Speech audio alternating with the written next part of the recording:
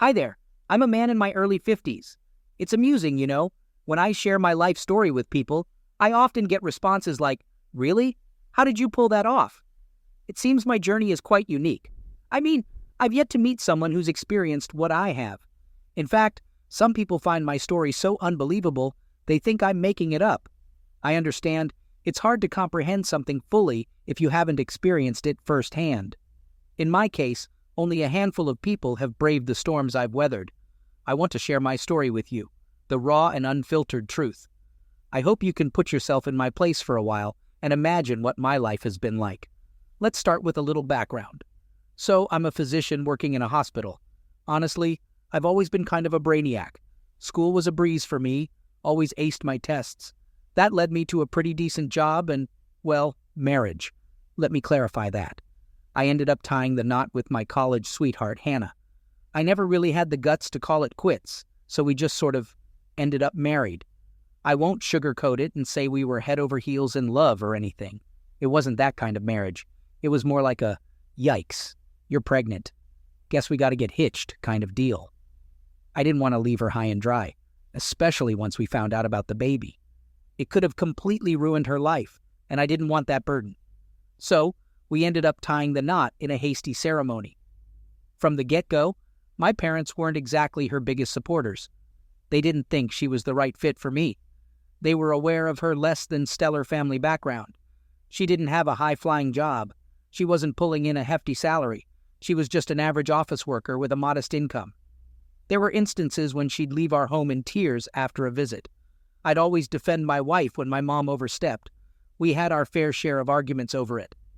As the years passed, I grew older and my mom became more delicate. She lost the fiery spirit she once had. I guess my wife's voice became more assertive and louder over time.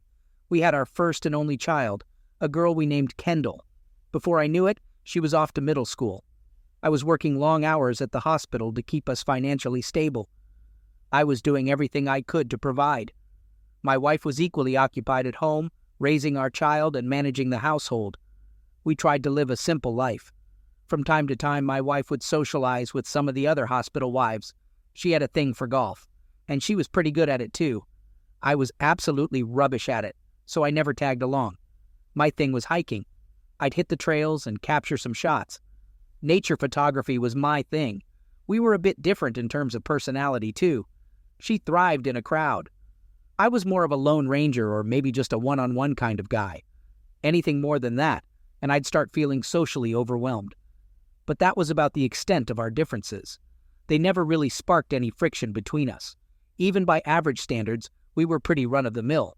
We led simple lives and were satisfied with that. But as time rolled on, that satisfaction started to fade, and a gap began to form between my wife and me. The crux of it all was my relationship with my wife's family. She hailed from a large family, a whole bunch of siblings.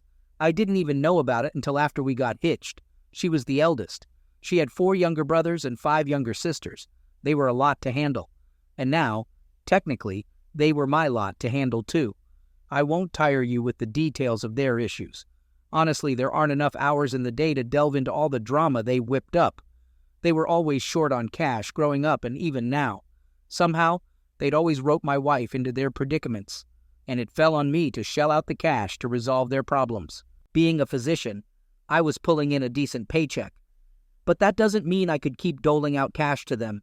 Sometimes, it wasn't even about the money. I just didn't have the bandwidth to clean up their messes. I was working round the clock. Even after my shift, there were conferences, meetings with colleagues. Barely a moment to myself to chill, let alone fret about them.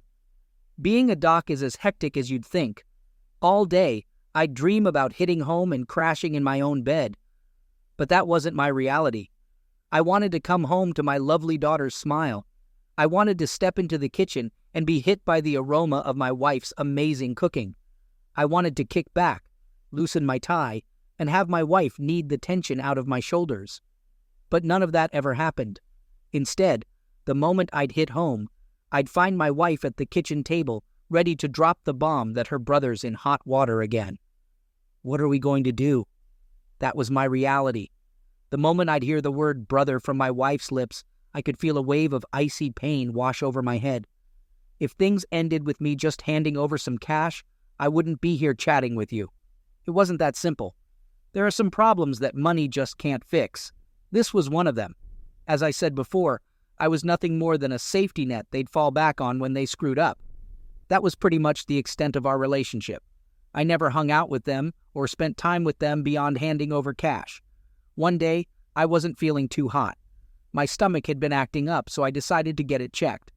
After an endoscopy, I was told I had a stomach ulcer. These days, it's not uncommon to hear about folks getting diagnosed with all sorts of stomach issues like fatty liver or gastritis. A stomach ulcer can be a real pain, literally. It's something a lot of people have dealt with.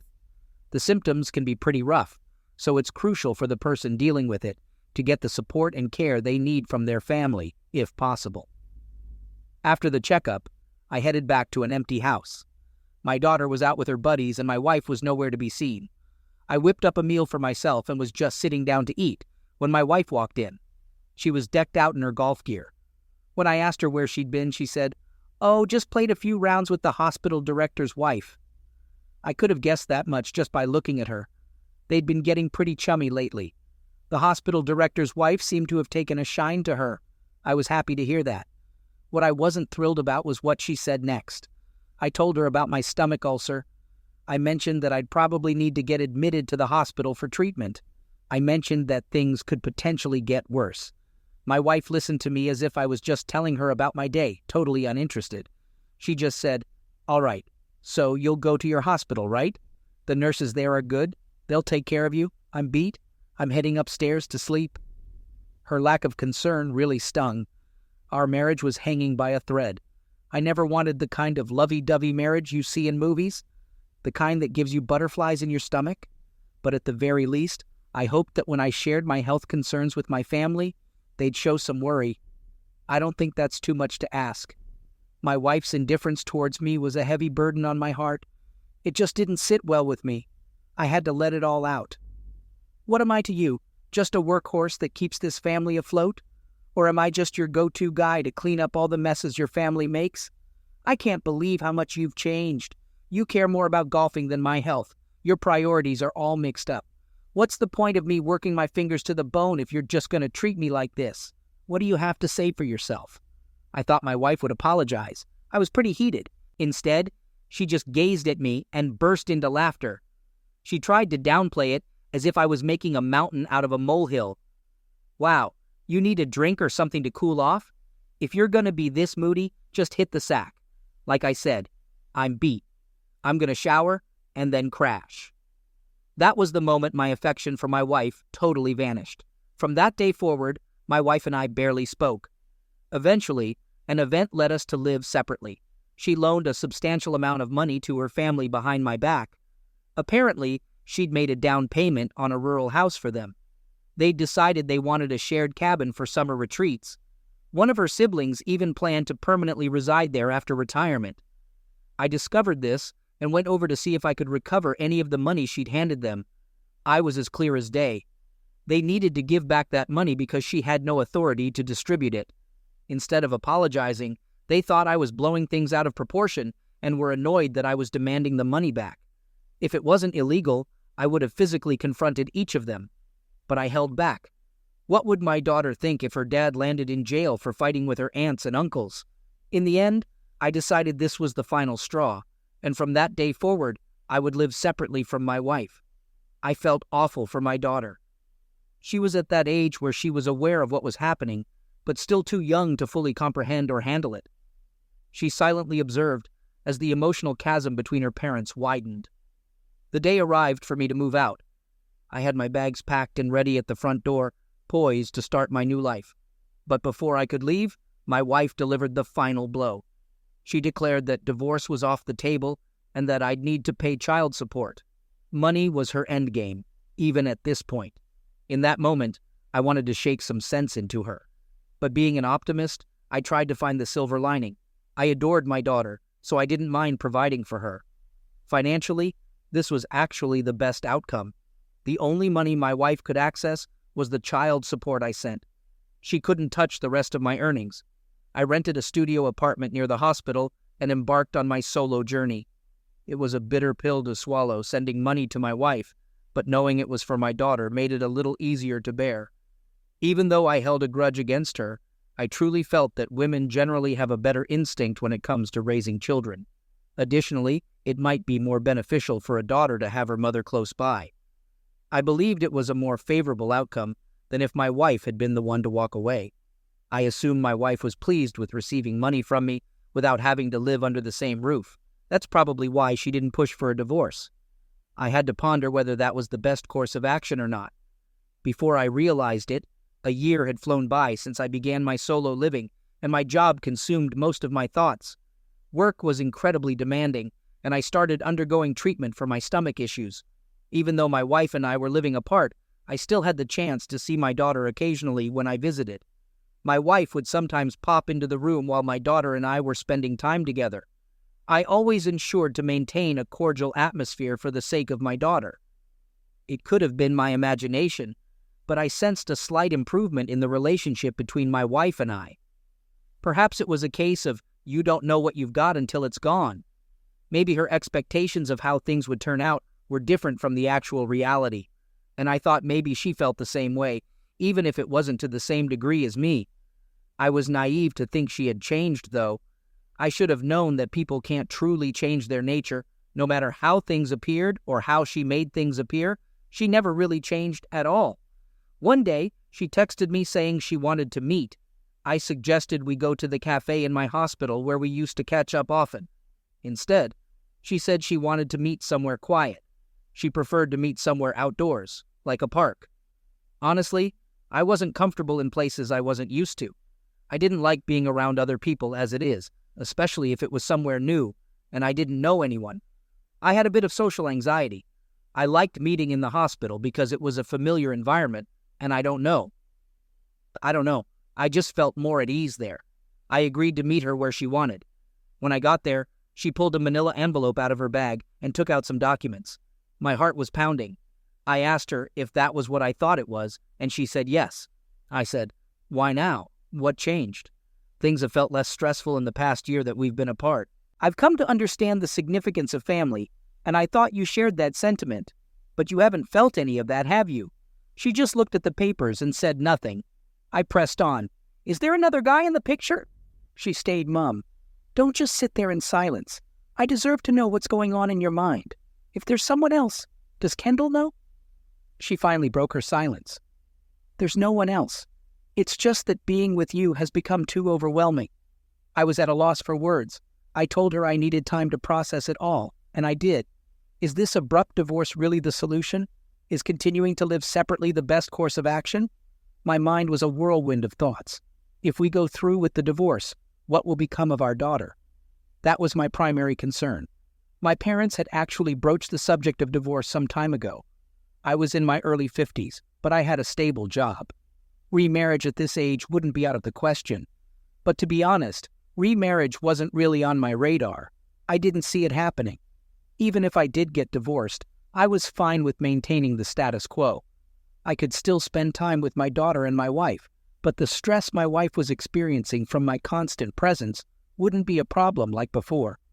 I was well aware that my wife wasn't going to have a change of heart. I had no other option but to brace myself for the likelihood of a divorce. A couple of nights later, I found myself at a local pub with a close buddy of mine. He was well versed in the saga of my family life. I shared with him that a divorce seemed to be on the horizon. He voiced his support for the idea and urged me to get it done sooner rather than later. "Dragging it out will only complicate things," he advised. His words resonated with me. After our chat, I was leaning towards the decision to part ways with my wife. We splurged on a bottle of premium whiskey and spent the night at the bar until the bottle was nearly empty. I think most men would agree that a good drink and a trusted friend can help solve just about any problem. That night, we were like carefree youngsters again, laughing and enjoying ourselves immensely. The following morning, however, was a stark contrast. I woke up with a splitting headache, as if someone had taken an axe to my skull. I checked my phone to find a text from my friend. "Today marks the beginning of your new journey. You've got this. Leave the past behind." With a groan, I forced myself out of bed and headed to the hospital. That night, I recall getting a call for an emergency case that I had to handle. Normally, I wouldn't be assigned to such cases, but we were short-staffed at the time.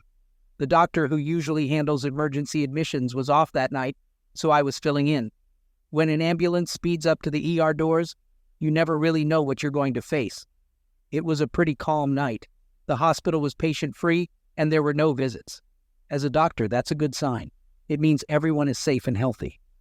Since it was a slow night, I decided to catch some shut-eye in a bed in the on-call room. I was awakened by an emergency call. It was for a patient involved in a car accident and was being transported by ambulance. The patient was a woman in her 40s. I skimmed through the patient's chart as I hurried down the stairs. The paramedics who arrived at the accident scene had given her initial treatment. According to them, she was stable but injured. Knowing her condition wasn't life-threatening eased my mind a bit. I headed to her bed. When I drew back the curtain and saw who was lying there, I almost fell to the ground. There she was, dressed in high-end clothes and adorned with pricey jewelry. It was my wife. There she was, wailing in agony right in front of me. What was she doing out at this hour, dressed like that? Her legs had taken a serious hit from the crash. This was my first time seeing my wife in any of these clothes. Where and when did she acquire all these high-end items? I couldn't afford to focus on her attire. My top priority was evaluating her condition. Her clothes and bed were soaked in blood. I immediately ordered a sedative for her while I had the emergency responder fill me in on the accident details. It was confirmed that she was in a car collision with another vehicle and had suffered a significant leg injury. Next, I had to visually inspect my wife's injuries. This meant she either had to remove her pants or I'd have to cut them off. There was too much blood, causing her pants to stick to her leg, so I had no choice but to cut them. I knew she wouldn't be pleased since they seemed really pricey. I wanted to get my wife's approval before I damaged her clothes. As she was writhing in pain, she told me, "Don't dare touch my clothes with those scissors." A nurse with me recognized her. She asked, "Isn't that your wife?" I didn't bother answering a question to which she already knew the answer. I told her, "Listen, I need to evaluate your injuries. There's a lot of blood, which is obscuring the severity of your wound. Your pants are adhering to your leg. I must cut them off." My wife let out a loud shriek in opposition. "Take me to a different hospital. Don't lay a finger on me." Despite the risk of fainting from blood loss, she still had the strength to yell like that. It was challenging for me to comprehend everything that was happening. I informed her, "If you don't get treated right away, you could suffer lasting damage. Technically, I don't need your consent to do this. I'm asking out of courtesy. Are your clothes more valuable than your life?" I think the pain finally got through to her. She nodded and weakly muttered, "Fine." I used the scissors to remove her pants and examine her wound. I gasped, but not because of the injury. Now I understood why she insisted on going to another hospital. She didn't want me to see her lower body. As I cut her pants, I noticed a tattoo that read 3S.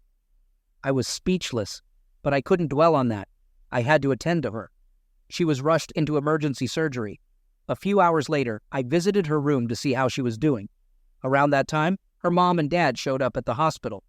I informed her mother that Hannah was stable. She burst into tears and thanked me for looking after her daughter. Then she tried to sway my opinion about our current situation. She inquired if there was any possibility that Hannah and I could mend our marriage. She was under the misconception that I had done something that led to me being ousted from the house and living separately from Hannah. I figured it would be futile to clarify the real circumstances to her, so I didn't. I also didn't respond to her question about reconciling with Hannah. They left the hospital shortly after. I turned to my wife and said, "I know you're not asleep." She opened her eyes and gazed at me. The anesthesia should have worn off by then, which means she must have been in discomfort. Yet, she managed to feign sleep when her parents were present. I questioned her about the tattoo. "Who is S? Clearly it's not me." She remained silent. The H was obviously for my wife's name. I was clueless about who S was. She appeared to have no intention of answering my query. "Your mother believes I did something to wreck our marriage. I won't agree to a divorce until she understands the real situation. I'm going to spill the beans about your tattoo and let you handle the fallout with your family. The only way I'll consent to a divorce is if your family knows that you're the one who messed things up, not me." My wife burst into tears. She pleaded with me not to involve her family. She promised she'd spill the truth. She confessed that she met another man before we started living separately. The problem was who this man was and how she met him. It turned out to be someone my close friend, who I had just hung out with the previous night, knew. He was a successful entrepreneur that my friend was familiar with. Obviously, my friend would never have introduced them if he knew what would transpire. He didn't introduce her to his friend with the intention of sparking an affair. One evening, my wife happened to be at the same restaurant as them. When she approached to greet my friend, he introduced her to the other man. They didn't kick off the affair immediately. Initially, they were just friendly acquaintances. However, with each meeting, she found herself increasingly drawn to him. He was successful and treated her kindly. Conversely, she loathed every interaction with me and detested our marriage once we began living separately. She started seeing him more frequently. She confessed that every time they met, he would give her money. And it wasn't just a small amount, it was significantly more than what I was sending her. I could feel my blood simmering as I listened to her. Once I was out of the house and out of sight, their affair took off. They both knew they had crossed a line they couldn't uncross. They were causing irreparable harm. The night their affair began, the businessman suggested we should get matching tattoos. Initially, my wife resisted, but the businessman persisted, arguing, "You don't love me. If you do, prove it." He claimed that if she got a tattoo of his initial, it would push her to divorce me, and they could be together. Despite her reservations, she agreed. That night, they went to a tattoo shop and got identical tattoos. I was speechless after hearing her story. I just stared at the floor in silence. I had spent every moment of my life working tirelessly to support her and our family. I felt like I was aimlessly floating in the middle of the ocean. She then revealed the real cause of her accident. She was driving home after meeting him, texting while driving, and got hit after running a red light. Now, I knew the whole truth. Now, I had a valid reason to finally divorce her. Fortunately, I had the foresight to record our entire conversation. It was my only safeguard against her potentially twisting her story or pinning the blame on me for the divorce. I had to snap out of being her husband and resume my role as a doctor. I treated my wife as I would any other patient. She was discharged from the hospital the next day. I met up with my friend and confronted him about what my wife had revealed. I asked him if he was aware of the relationship between her and his friend. As soon as I asked, he began to shake. I knew right away from his reaction. He admitted he had suspicions they might be seeing each other after he introduced them. He insisted he never expected them to start an affair. He apologized over and over. When I questioned why he hadn't informed me sooner, he said he was concerned about how I would react. He admitted he suspected they were growing close and something might be happening. He thought the news would be too much for me to bear, so he chose to stay silent. I landed a punch right on his face. "What kind of friend does that? How could you keep this from me?" I yelled at him. His face was a mix of blood and tears. From the floor, he clung to my leg, pleading for my forgiveness. There we were, two men in our 50s, brawling on the floor of a high-end cocktail bar. The bar staff rushed over to intervene. All eyes in the bar were on us, but I couldn't care less about the onlookers. My friend was begging for forgiveness, admitting he'd made a colossal error and should have foreseen the consequences. He accepted full responsibility in an attempt to make amends. He handed me the businessman's contact details. I was determined to confront him about his despicable act of seducing another man's wife. My heart pounded as I dialed the number. This is Hannah's husband. Am I speaking to the lowlife who's trying to force a divorce so he can swoop in and marry my wife? Better get a good lawyer, because I'm going to sue you for every penny you've got. He was taken aback and tried to claim I had the wrong number before hanging up. I recorded our brief exchange. What a spineless act. I expected him to at least have the guts to stay on the line and face the music. He sounded terrified.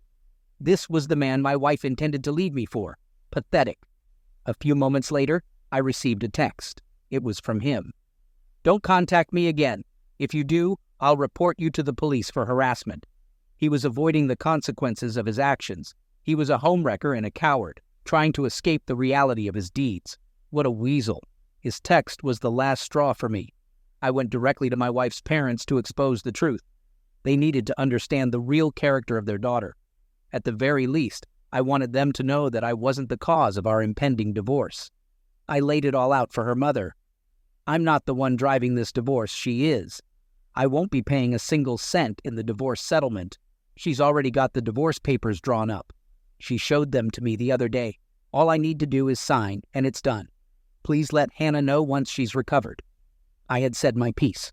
I waited for her response. I half expected her to explode with anger.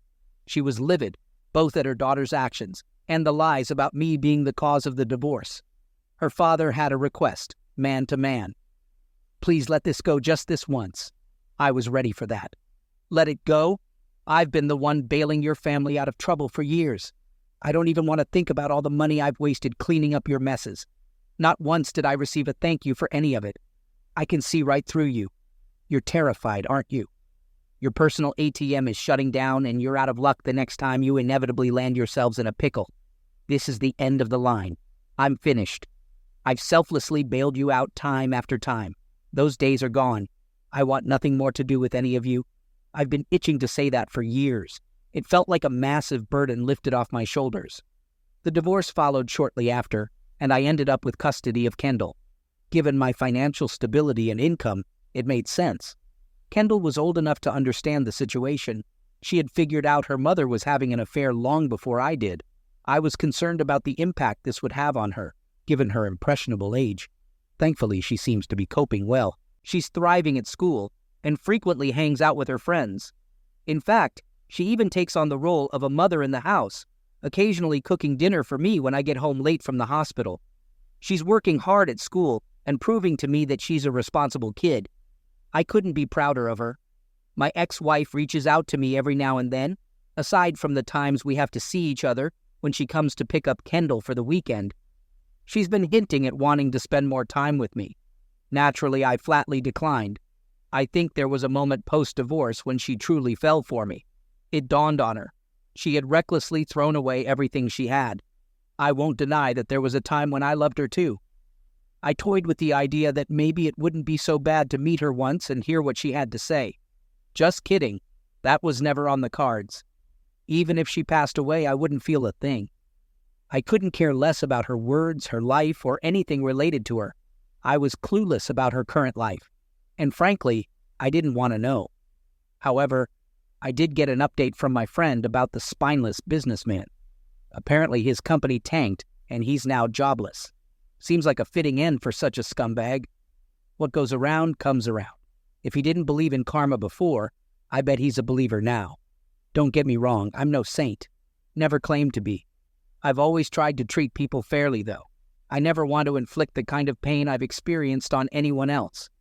I'm waiting for the day my good karma circles back to me. Until then, I'll do my best to be a good dad to my daughter and lead an honest life with her. Thanks a ton for sticking around till the end. Drop a comment if you enjoyed my story and took away something from it.